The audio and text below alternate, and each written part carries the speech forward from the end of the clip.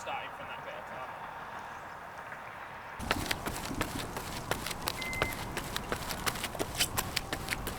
Careful, get to it.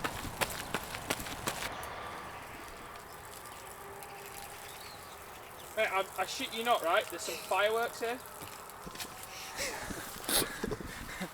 Right, onward go. Morning. Alright, a little bit different from the last video. Not in Riga anymore. Back to the harsh reality of winter training right now. It's a good scene if you could see this. Charlie's on my bike, and if you've ever met Charlie, you'll know the height difference between us. He looks like a clown on a miniature bike. Oh, yeah, good day for it. It's a Friday. We've got a hill session and some 200s, a bit of a VO2 max thing, and yeah, some important updates from the season. We kind of got two avenues of where the season could go. One involves a lot of mud and a big pair of lungs, and the other one involves some 3mm spikes and a transatlantic flight. So yeah, more on that later, and we might need your help in the comments. Where should the season go? Because I'm a man of the people. They actually sell them on the OTE website. Off-road potential. Cross-country ready. You know, I'm on my 5th resistance band since June. I think I must be doing something wrong, but I keep snapping them, and then I tie them back together, and then they snap Oh, again. are they the little on ones? Yeah. Mine snapped. Mate, I got them from Pen Relays last year, and I just took loads of packs because they were free. So I've just been using them. But it snapped. I literally, before Riga, I started doing my resistance band stuff. I did 2 of those things you've just seen, and it snapped on the second one. So it shows it doesn't actually make a difference, does it really? But I do it anyway. Lovely. Who's asked for? People on YouTube don't think we don't listen. You think I'm not a technical guy? I'll give you a shoe review right here. Good shoe. Good colour. If you land on this part of your foot, it's exceptional. However, if you have a tendency to land like that as you're running, which some people do, this is what happens after about 20 miles. Look at that. It's like rotting wood. But yeah, good shoe, probably not worth the money though. But if you're getting them for free, for example, then there's not many better shoes. It's really good. So that's your 30-second shoe review. Stop the timer. No. I'm not getting too much free promo in this video. Shit. God.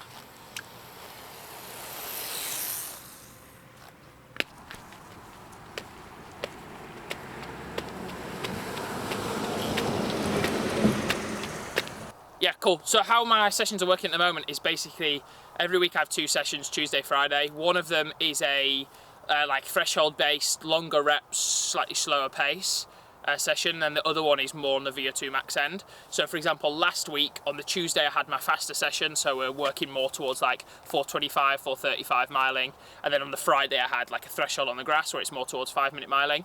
This week it's flipped around, so Tuesday I had a big session, I had 40 minutes of work at about 445, 450 miling, and then today I've got my VO2 session, so I've got 10 by 35-second hills, so hard up the hill, jog back down, just all to effort, not pace. And then 3 or 4 minutes easy jog, and then we'll go over onto the flat area, and I'll have 10 times 35 seconds on the flat. So yeah, the idea is recruit some fast twitch muscle fibers, build explosive power, pump myself full of lactic basically, and get my heart rate high up the hills, and then try and get myself moving on the flat, and hopefully yeah, be able to still move at speed while under the fatigue that I've been developing here. But yeah, this is a no frill session, and it is pretty hard to be fair. So yeah, see how it goes.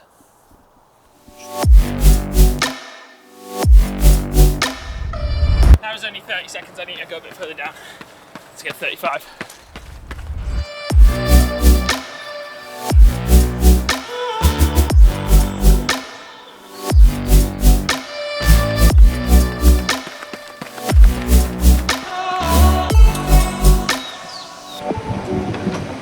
This is a good metaphor for the session. Building the foundations.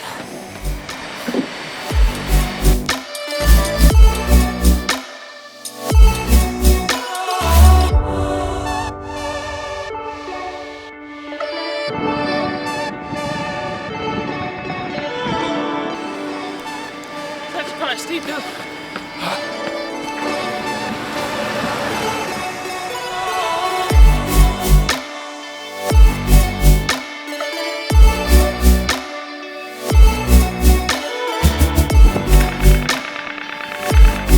This is shit now.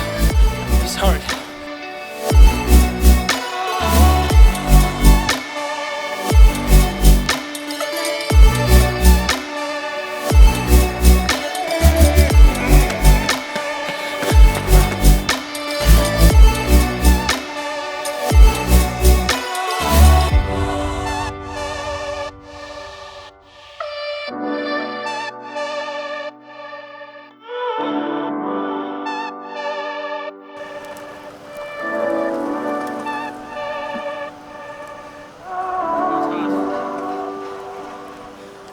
I think slowest one was like 4 or 5 mile pace, so hit them hard, really hard. Jog down and then take a few minutes, and then 10 times 200 on the flat, which sounds like it should be easier than the hill, and in some aspects it is, because obviously like less resistance, but the fatigue from these 10 like starts to get you. So yeah, sometimes sessions look easy. I don't know how this one looked, but it's hard, trust me. So simple, 10 times hill, 10 times 200, but yeah, hard. Right, better jog it.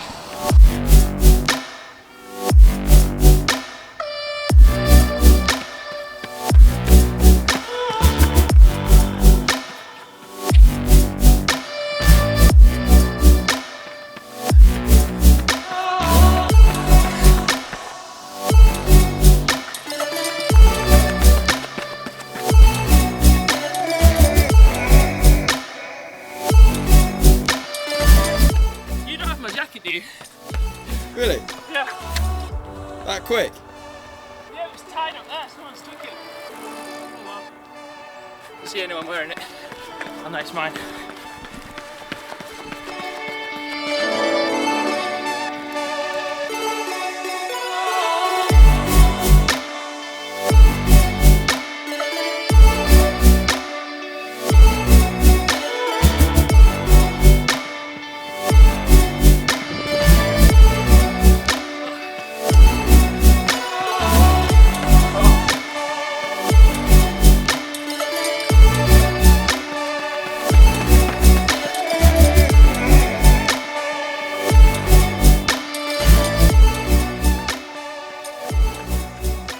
Year and a half in Cambridge, first time I've ever had something stolen.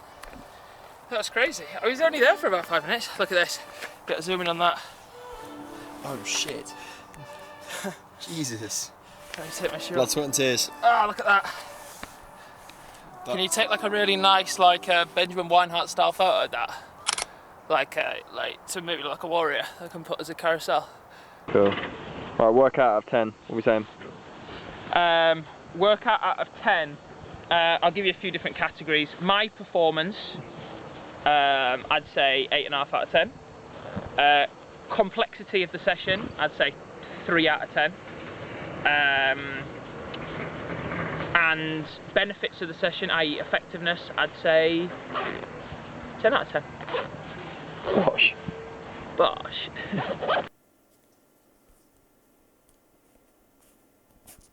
Something like that. How's the workout this morning?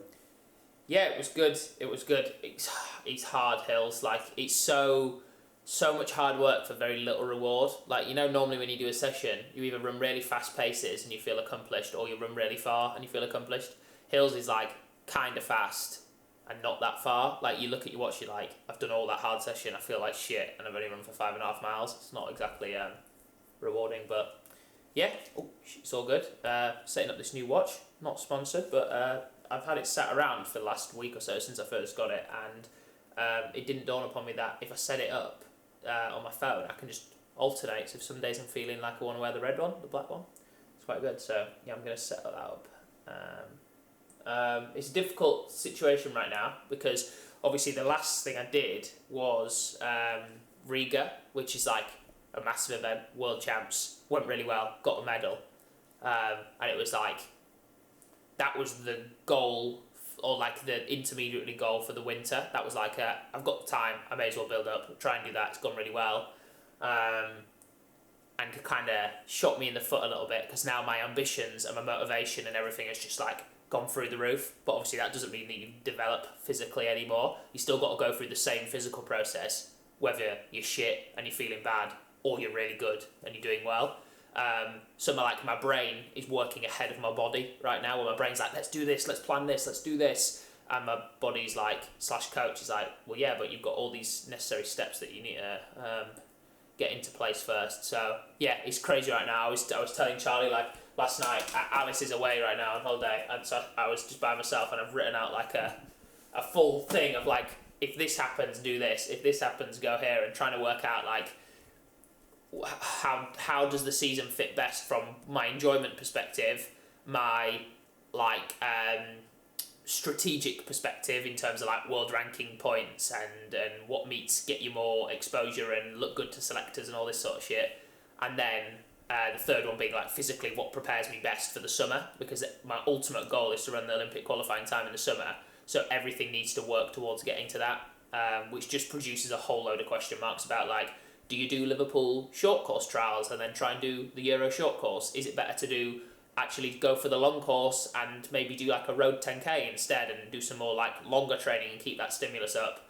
And then same for the spring, it's like, okay, do you do 3 or 4 more cross country races and sort of keep towards the longer stuff, or do you actually look indoors and think, would it be really cool to do 3 or 4 fast indoor races, travel abroad, that sort of thing? So yeah, it's an interesting time where it's super exciting, because all of the, just trying to remember my Wi-Fi password, all of the options are good options. There's not a bad one where you're like, oh, that sounds like a bad option, or that's not going to be fun. But at the same time, not having any like definite security of being able to write down like 5 races and be like, right, I'm doing this, off we go. For the type of person I am, that level of uncertainty is a little bit like, I wish I kind of knew what I was doing. But yeah, good things take time. What did it say? Good things take time. That doesn't roll off the tongue very well. It's not that. No, it's like, it's not. It's more complex than that. It's like, with good things take time. That doesn't sound right. It's true, but that's not right. What do you know you have coming up, and then what are the possible avenues depending on the results of that? On a high level. Yeah. So, I guess basically, there's 2 options. Option 1 is what I would call last year's model, which is basically try and do the short course at Liverpool, which people don't know is a 1 mile cross country race, and if you finish in the top 2, you make the team, and then 2 weeks later you do the short course relay race at the Eurocross, which is in Brussels, right?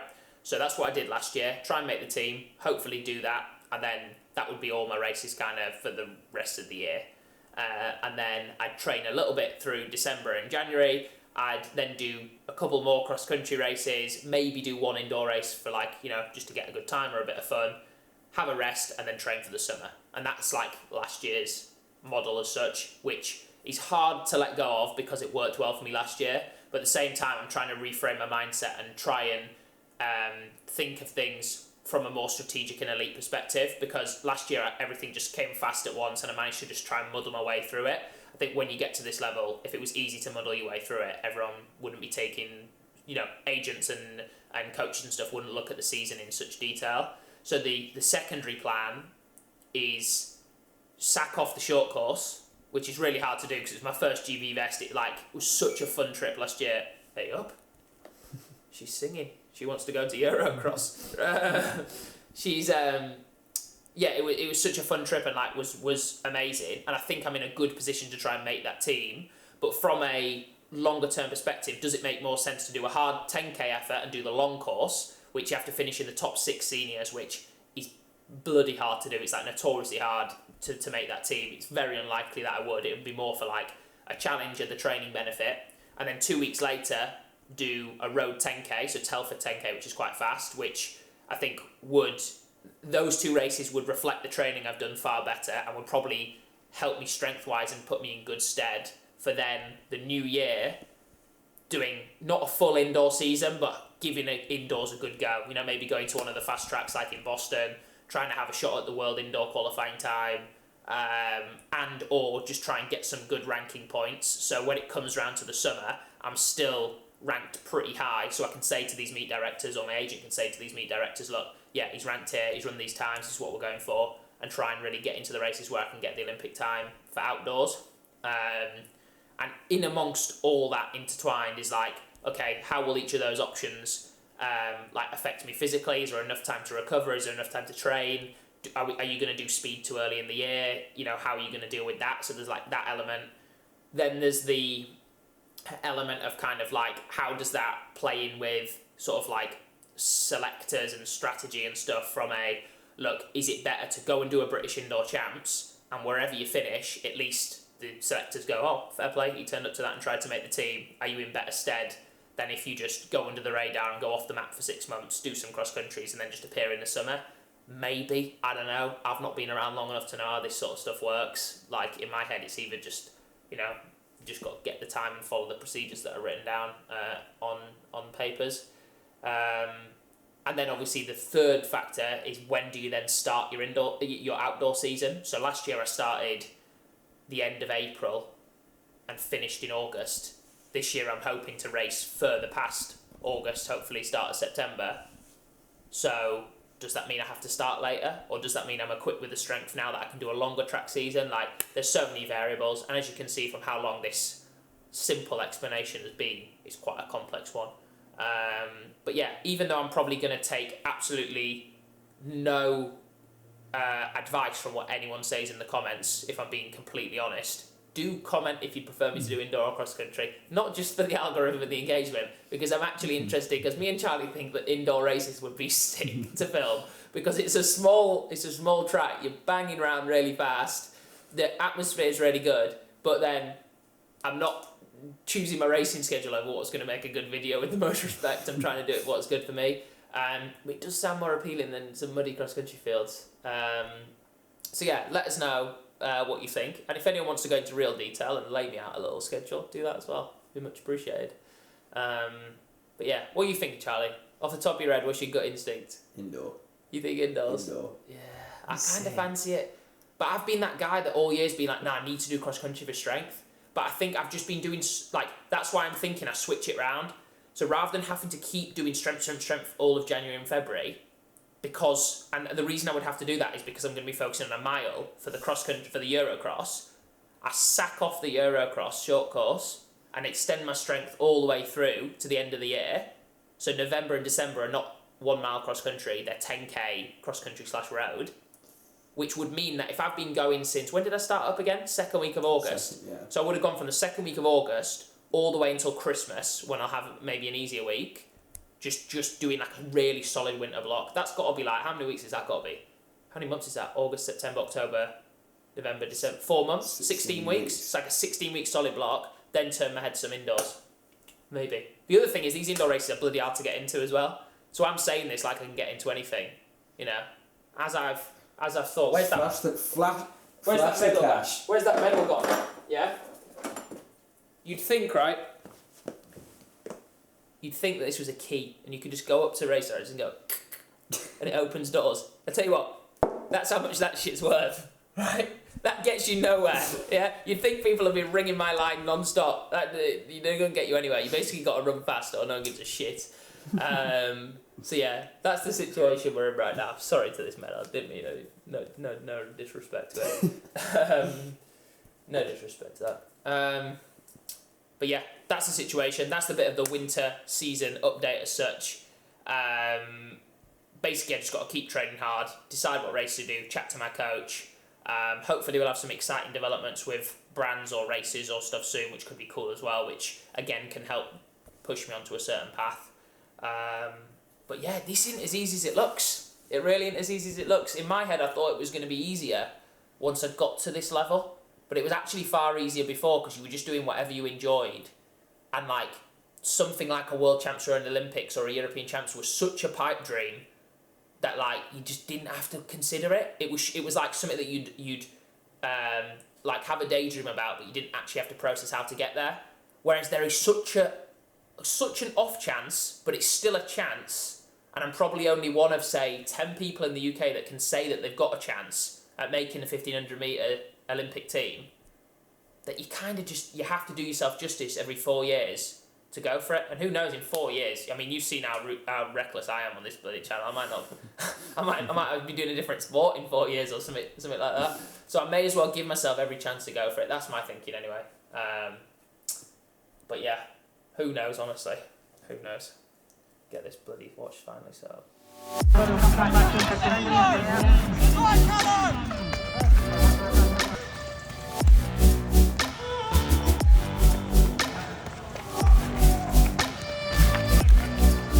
Go on, Callum! Go on, Callum! Go on, Will! Go on, Will!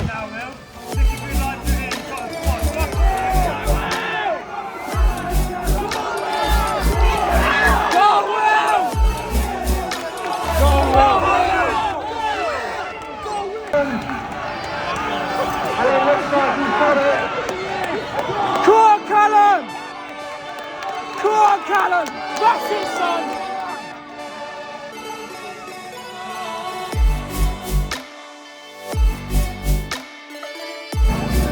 Well done, guys. Well done.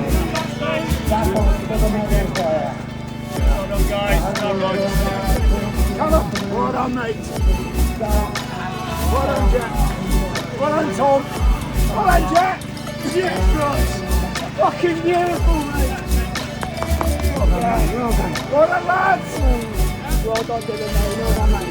Well done, mate. Well done, boys. Okay, let's get your chips, guys. Yeah. What a leg for you. Sorry, Jack.